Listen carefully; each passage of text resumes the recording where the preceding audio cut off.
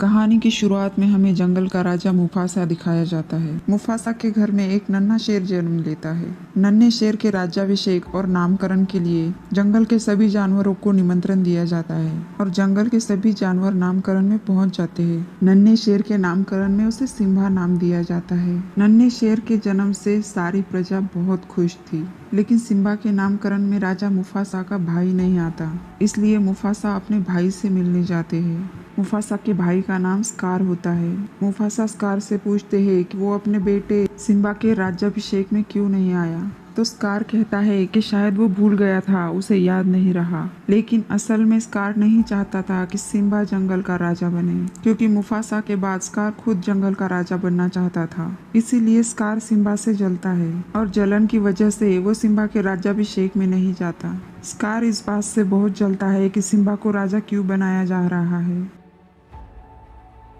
अब अगली सुबह सिम्बा जल्दी उठ जाता है और राजा मुफासा सिम्बा को लेकर जंगल की सैर पर निकलते हैं। जंगल की सैर करते करते अब दोनों एक पहाड़ की ऊंची चोटी पर पहुंच जाते हैं। राजा मुफासा सिम्बा को बताते हैं कि जहां तक सूरज की किरणें दिख रही है वो सब हमारा साम्राज्य है और आने वाले समय में तुम इस पूरी गौरव भूमि के राजा बनने वाले हो। मेरे मरने के बाद तुम्हें ही इस साम्राज्य की रक्षा करनी होगी। और सिम्बा कहता है कि क्या वो काली घाटी भी हमारा ही साम्राज्य है, जिस पर मुफासा कहते हैं कि तुम वहाँ पर कभी भूल कर भी मत जाना, वो बहुत खतरनाक जगह है, तुम अभी वहाँ नहीं जा सकते। अभी तुम्हें बहुत कुछ सीखना है ताकि तुम इस साम्राज्य की रक्षा कर सको। इसीलिए मुफासा फिर सिम्बा को शिकार करना सिखाते हैं। सिम्बा दिन भर काफी शिकार करता है और शिकार करते करते स्कार के पास पहुंच जाता है। यहाँ स्कार कहता है कि शिकार करने के लिए तुम्हें हवा का रुख जानना होगा सिम्बा। और सिम्बा कहता है कि मुझे शिकार करना आता है चाचू। जिस पर स्कार कहता है कि दूध के दांत अभी टूटे नहीं और बड़े आए शिकार करने, चुपचाप अपनी गुफा में वापस जाओ। तभी सिम्बा कहता है कि मुझे बाबा ने शिकार करना सिखाया है और उन्होंने मुझे पूरा वीरभूमि का जंगल भी दिखाया और आने वाले समय में मैं इस पूरे जंगल का राजा बनूंगा और आपको मेरा ऑर्डर भी सुनना पड़ेगा। तो स्कार कहता है कि अच्छा, पूरा जंगल दिखाया तो काली घाटी भी दिखाई है क्या? और सिम्बा कहता है कि नहीं, काली घाटी तो नहीं दिखाई, बाबा ने कहा कि तुम वहाँ कभी मत जाना। स्कार कहता है कि बिल्कुल सही कहा, वहाँ जाना तुम जैसे बच्चों का खेल नहीं है, वो बहुत खतरनाक जगह है, वहाँ हर तरफ सड़ी हुई हड्डियाँ और खोलता हुआ दलदल है। तो सिम्बा कहता है कि क्या आप वहाँ जा चुके हो? तो स्कार कहता है कि हाँ, सभी बड़े वहाँ जा चुके हैं, लेकिन वहाँ जाना तुम जैसे बच्चों का खेल नहीं है, जाओ और खेलो। फिर सिम्बा अपनी दोस्त नाला के पास जाता है और उससे काली घाटी के बारे में बताता है कि सब बड़े वहाँ जा चुके हैं और क्या तुम मेरे साथ काली घाटी चलोगी? नाला कहती है कि काली घाटी बहुत दूर है, हम वहाँ पहले कभी नहीं गए, अगर हम रास्ते में खो गए तो? उस पर सिम्बा कहता है कि आज सुबह ही बाबा ने मुझे पूरी वीरभूमि दिखाई है। और सिम्बा और नाला दोनों ही काली घाटी जाने लगते हैं। रास्ते में उन्हें कई सुंदर जगह देखने को मिलती है और कई तरह के जानवर भी देखने को मिलते हैं। अब सिम्बा और नाला तालाब के पास पहुंच जाते हैं, जिसके आगे काली घाटी होती है। तालाब के पास पहुंचने के बाद इन्हें एक साथ सारे पशु पक्षी देखने को मिलते हैं जो तालाब में पानी पीने के लिए आए थे। सिम्बा और नाला इन्हें देखते हुए आगे बढ़ते जा रहे थे और चलते चलते ये दोनों तालाब से आगे चले जाते हैं। अब यहाँ पर कोई भी पशु पक्षी नहीं दिख रहा था, क्योंकि सिम्बा और नाला खतरनाक काली घाटी में पहुँच चुके थे। नाला सिम्बा से कहती है कि आगे खतरा हो सकता है, हमें वापस चलना चाहिए। सिम्बा हंसते हुए कहता है कि खतरे को तो मुझसे खतरा है। नाला उससे कहती है कि माना तुम बहुत बहादुर हो, लेकिन अब सूरज ढलने वाला है, थोड़ी देर में अंधेरा हो जाएगा। लेकिन सिम्बा कुछ नहीं सुनता और आगे बढ़ता चला जाता है और तभी वहाँ खूंखार लकड़बग्घे आ जाते हैं जो सिम्बा और नाला को घेर लेते हैं। और तभी वहाँ पर एक बहुत बड़ा और खतरनाक लकड़बग्घा उन दोनों को खाने के लिए आता है। लेकिन ये दोनों ही वहाँ से भागते हैं और भागते हुए छोटी छोटी गुफाओं में चले जाते हैं और अपनी जान बचाने की कोशिश करते हैं। लेकिन गुफा से बाहर निकलते ही सभी लकड़बग्घे इन दोनों को घेर लेते हैं। जैसे ही लकड़बग्घे इन दोनों पर हमला करते हैं, तभी राजा मुफासा वहाँ आ जाता है और लकड़बग्घों को उठा उठा कर इधर उधर फेंकने लगता है। डर के मारे सभी लकड़बग्घे इधर उधर भागने लगते हैं और सिम्बा और माला बच जाते हैं। फिर सिम्बा और माला दोनों राजा मुफासा के साथ वापस जाने लगते हैं। राजा मुफासा सिम्बा से गुस्से में कहते हैं कि सिम्बा, मैंने तुम्हें यहाँ पर आने के लिए मना किया था ना, फिर तुम यहाँ पर क्यों आए? तुमने अपने साथ माला की जान को भी खतरे में डाल दिया। अब आगे से ऐसा दोबारा नहीं होना चाहिए। वही दूसरी तरफ मुफासा का भाई स्कार लकड़बग्घों के साथ जाकर मिल जाता है और उन्हें कहता है कि मुफासा ने शिकार पर बेफजूल की पाबंदी लगा रखी है। अगर मैं राजा बनता हूँ तो तुम सब जी भर के शिकार कर सकते हो, तुम खुले आम शिकार कर पाओगे। इस पर लकड़बग्घे कहते हैं कि वीर भूमि में मुफासा की इजाजत के बिना कभी शिकार नहीं हो सकता। तभी स्कार कहता है कि हमें मुफासा और सिम्बा दोनों को रास्ते से हटाना होगा, तभी मैं वीर भूमि का राजा बन पाऊंगा।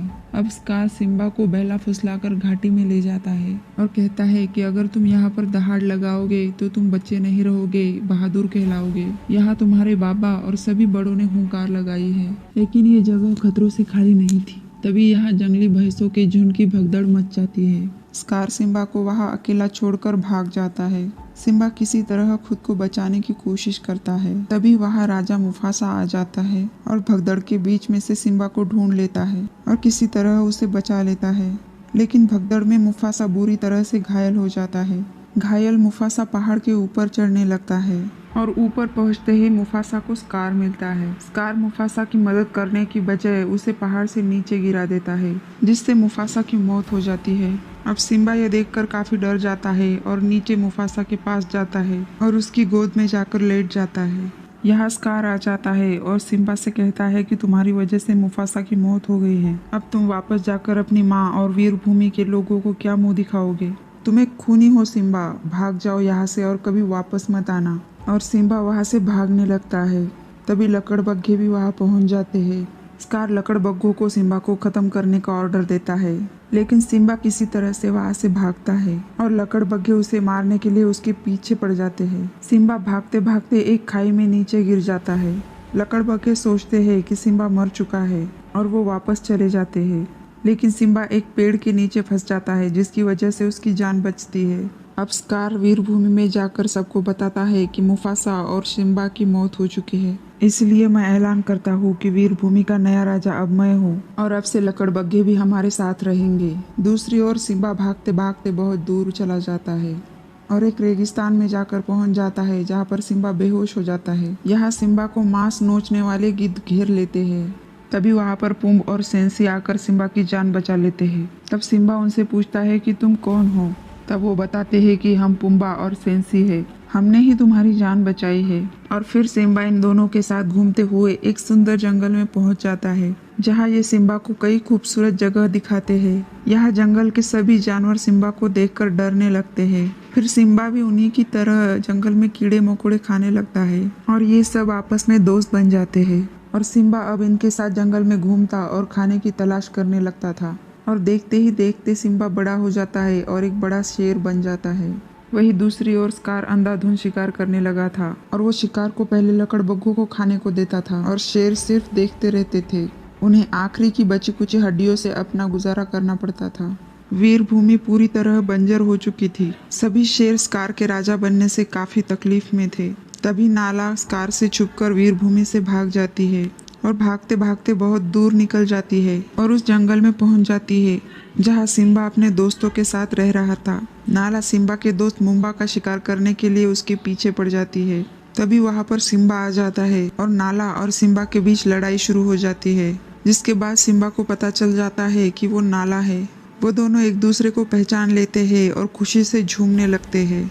सिम्बा नाला को पूरे जंगल में घुमाता है और एक दूसरे से मिलकर दोनों काफी खुश होते हैं। लेकिन नाला सिम्बा से कहती है कि ये तुम्हारा घर नहीं है, तुम्हें वापस वीर भूमि में जाना होगा। जिस पर सिम्बा कहता है कि अब यही मेरा घर है, मुझे यही रहना पसंद है। नाला कहती है कि तुम्हें वीर भूमि को बचाने के लिए वापस चलना होगा। स्कार ने पूरी वीर भूमि को बंजर कर दिया है और वो लकड़बग्घों के साथ मिलकर अंधाधुंध शिकार कर रहा है। तुम्हारी माँ भी वहाँ अकेली है और स्कार के राजा बनने के बाद उसके अत्याचारों से सभी बहुत परेशान हैं, इसीलिए तुम्हें वापस चलना ही होगा। लेकिन सिम्बा वापस जाने के लिए नहीं मानता और माला को अकेले ही वापस लौटना पड़ता है। फिर वो बंदर जिसने सिम्बा का राजाभिषेक किया था, वो सिम्बा के पास जाता है और उसे बताता है कि तुम वीर भूमि के राजा हो और तुम्हें उसकी रक्षा के लिए वापस जाना होगा। अब सिम्बा वापस जाने के लिए तैयार हो जाता है और रास्ते में उसे माला भी मिल जाती है। अब दोनों एक साथ वीरभूमि के लिए निकल पड़ते हैं। इनके साथ मुम्बा और सेंसी भी उनके पीछे पीछे आ जाते हैं। काफी सफर करने के बाद ये वीरभूमि में पहुंच जाते हैं, जहां सिम्बा देखता है कि स्कार बाकी शेरों के साथ काफी जुल्म कर रहा है, उसकी माँ को भी तंग कर रहा है और बहुत बुरा व्यवहार कर रहा है।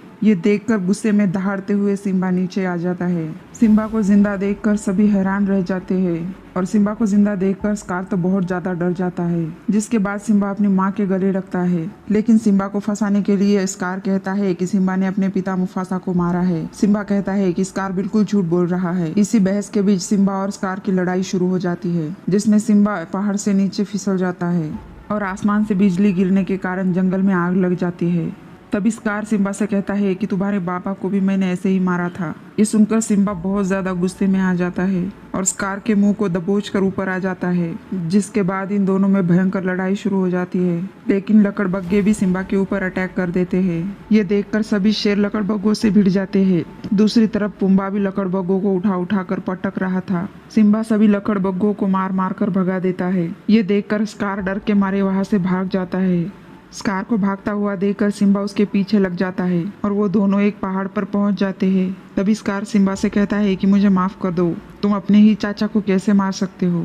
और सिम्बा उससे गुस्से में कहता है कि जाओ यहाँ से भाग जाओ और मुड़कर कभी मत आना। स्कार वहाँ से जाने लगता है, लेकिन धोखे से स्कार सिम्बा के ऊपर आग फेंक देता है और अब दोनों के बीच फिर से भयंकर लड़ाई शुरू हो जाती है। और इस दौरान स्कार पहाड़ से नीचे गिर जाता है। जैसे ही स्कार नीचे गिर जाता है तभी वहाँ पर सारे लकड़बग्गे पहुंच जाते हैं और सभी स्कार को नोच नोच कर खा जाते हैं। इसके बाद खूब बारिश होती है और जंगल की आग बुझ जाती है और सिम्बा अब जंगल का राजा बन जाता है और कुछ ही दिनों में पूरी वीरभूमि का जंगल हरा भरा हो जाता है और सभी जानवर फिर से हंसी खुशी रहने लगते हैं। और इसी के साथ कहानी का एंड हो जाता है। तो दोस्तों वीडियो को लाइक और चैनल को सब्सक्राइब जरूर